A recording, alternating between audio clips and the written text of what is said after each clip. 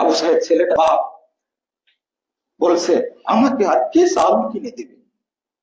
ইংরেজি ডিপার্টমেন্টে পড়ে, বাপকে চাউল কিনে দেয়, টিউশনি করায়, কাছে এই আর্তনাদটা আপনার বুকে আপনি শুনছিলেন। মানুষ এখন জানে বেশি, কিন্তু আমল করে না।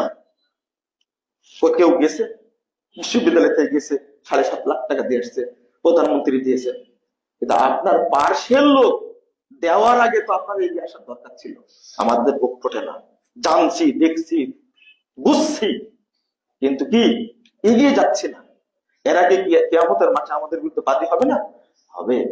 আল্লাহ রাব্বুল আলামিন বলছেন, ইয়াওয়াদুল মুজরিমু লাউ ইয়াফতাদি মিন আযাবি ইয়াউমাইযিন বিবানি ওয়া সাহিবাতিহি ওয়া আখি ওয়া ফাসিলাতিহি আল্লাতী তুবি ওয়া মান ফিল আরদি জামিআ সুম্মা ইনজি।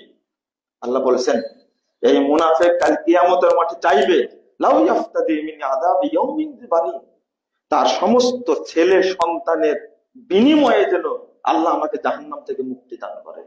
আল্লাহ দিবেন।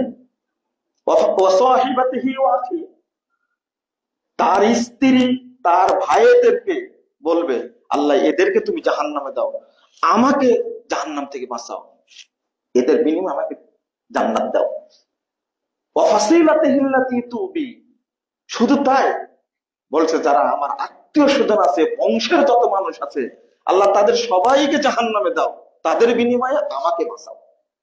তারপরে আবার বলছেন, ওয়ামান ফিল আরদি জামিআ সুম্মা ইনজি। শুধু এরা না, পৃথিবীতে যত মানুষ আছে, আল্লাহ তুমি সবাইকে জাহান্নামে দাও, এর বিনিময়ে আমাকে জান্নাত দাও। আল্লাহ দিবেন, তাই না? আল্লাহ ভাষা শোনেন, কাল্লা ইন্নাহা লাযা নাযাতাল লিশাওয়া তাদউ মান আদবারা ওয়া তাওয়াল্লা ওয়া জামাআ ফাওয়া। আল্লাহ বলছেন, অসম্ভব, এটা হলো জাহান্নামের রেলিয়ান শিখা, লাজা নামক জাহান্নাম, নাযাতাল লিশাওয়া।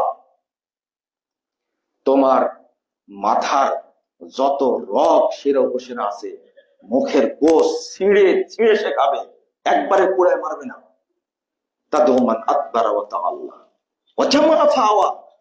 আল্লাহ রাব্বুল আলামিন বলছেন, যে এই দরিদ্র মানুষকে মুখ ফিরায়া চলে গেছিল, পিঠ দেখায় চলে গেছিল, আর কি করেছিল? ওয়া জামাআ ফাওয়া, সম্পদ জমা করেছিল, ফাওয়া, এবং এই সম্পদকে রক্ষা করার জন্য যাবতীয় ব্যবস্থা করেছিল।